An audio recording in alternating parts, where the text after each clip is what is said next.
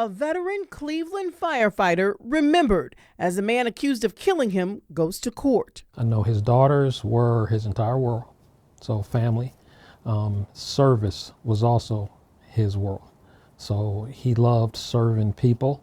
He loved the job. Cleveland Fire Chief Anthony Luke says Johnny Tetrick was a model firefighter both on the job and off.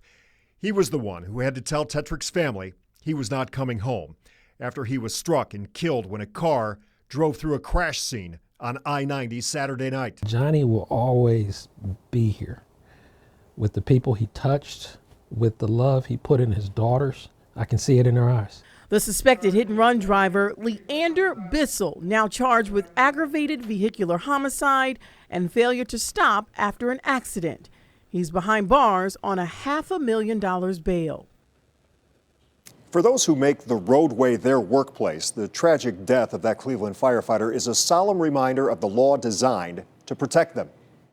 It's going to continue, and people are going to continue to die. Ohio's Move Over law took effect in 1999 and was expanded in 2013.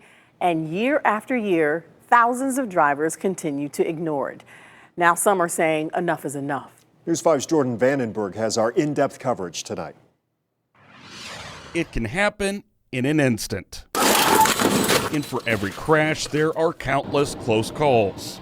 It's an everyday danger.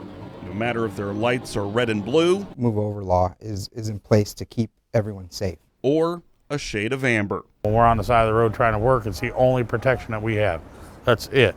Dave Vaughn Jr. and his father, Dave Vaughn Sr., aren't ones to speak in hyperbole. You don't know if you're going to go home. But decades spent working on the side of the road have shown them how often the state's Move Over law is broken. Got hit recovering a vehicle on the side of Route 2 by Middle Ridge. Numerous close calls. We all have many titles: trooper, law enforcement officer, firefighter, EMT. But our titles are more important when we're at home.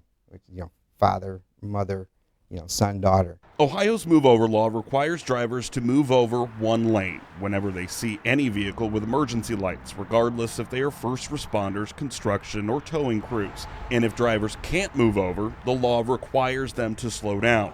According to the Highway Patrol, there have been more than 11,000 move-over incidents since January 2020. That's nearly 11 incidents statewide every single day. What sticks out is, the volume, just the sheer volume. And when you're talking about, over 11,000 instances since 2020, each one of those represents an opportunity for tragedy to have happened. It's like this firefighter being killed over the weekend. There's no reason for that. Although the Highway Patrol has previously had enforcement campaigns, the Vaughns believe even more enforcement is needed and harsher penalties beyond those of just a misdemeanor. Until they start really pushing us and start enforcing it a lot more than they are, it's going to continue. And people are going to continue to die. On the side of the road, the difference between a close call and community tragedy can be inches. Those lights are there for a reason, not for their enjoyment. And instants. Jordan Vandenberg, News 5. As Jordan said, drivers also need to move over or slow down when passing construction crews on the road. We did some research. Ohio Highway Patrol says there have been more than 4,000 crashes in work zones in our state this year. 1/3 of those work zones were active. 16 of those crashes have killed 18 people. ODOT says its workers, its trucks, its equipment have all been hit more than 100 times this year.